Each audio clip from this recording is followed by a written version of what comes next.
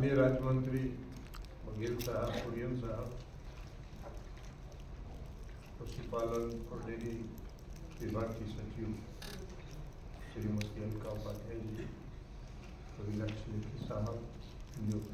मत्स्य पालन विभाग के सचिव हैं, और उपस्थित आप सभी मीडिया के साथ,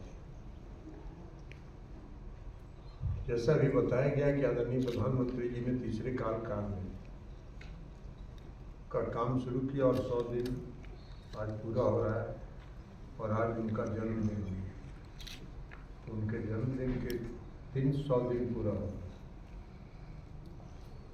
प्रधानमंत्री जी ने कहा कि तीसरे कार्यकाल में तीसरे 3 गुना शक्ति से काम करना। हम सब लोग जो उनके नेतृत्व में काम कर रहे हैं वो उसी गति के साथ काम कर रहे हैं। हम आपको मत्स्य पालन विभाग के जो अब तक की उपलब्धियां हैं उसके बारे में बताएंगे, और उसके बाद जो मत्स्य पालन विभाग में 100 दिन के अंदर हम लोगों ने जो काम किया है उसको बताएंगे, 2 पार्ट में बताएंगे। और उसी तरह पशुपालन में भी जो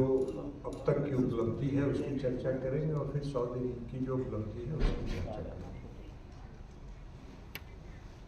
देखिए, मत्स्य पालन विभाग में जो आदरणीय प्रधानमंत्री जी ने बहुत दूरदर्शिता के साथ एक निर्णय लिया 2019 में, क्योंकि उनकी कल्पना थी कि जो अगर हमको काम करना है और जो उनका लक्ष्य है 2047 के विकसित भारत का, तो उसको पूरा करने के लिए जब तक हर क्षेत्र में काम नहीं हो तब तक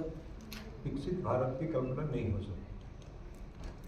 और इसी उद्देश्य के साथ उन्होंने जो मत्स्य पालन और पशुपालन ये 2 कृषि विभाग के साथ था, इस पर उतना ध्यान केंद्रित नहीं होता था। उसके कारण उन्होंने एक अलग विभाग बनाया, और अलग विभाग बनाने के बाद जो कई योजनाएं उन्होंने शुरू की, इन विभागों में जो कई योजनाएं शुरू हुई उसका परिणाम 2022-23 में देखने को मिला। अब उन्होंने सबसे पहले शुरू किया ब्लू रिवॉल्यूशन, उसके बाद उन्होंने योजना प्रारंभ किया जो fisheries and aquaculture infrastructure development fund FIDF, फिर प्रधानमंत्री मत्स्य संपदा योजना, और उसके बाद प्रधानमंत्री मत्स्य संपदा योजना का एक सब कंपोनेंट सह योजना करके उन्होंने शुरू किया। और इसका परिणाम ये हुआ, और इस टोटल इन सभी योजनाओं पर जो अब तक निवेश हुआ वो लगभग 38,572 करोड़ रुपए का निवेश हुआ, जो अब तक के जो आज़ादी के बाद से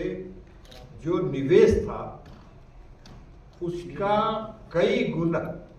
गुना उससे अधिक निवेश। और इसका परिणाम क्या हुआ कि रिकॉर्ड प्रोडक्शन, आज दुनिया में, विश्व में मत्स्य उत्पादन के क्षेत्र में हमारा देश विश्व में दूसरे स्थान पर है। हम आपको आंकड़ा बताएंगे कि 2013-14 में जहां हमारा प्रोडक्शन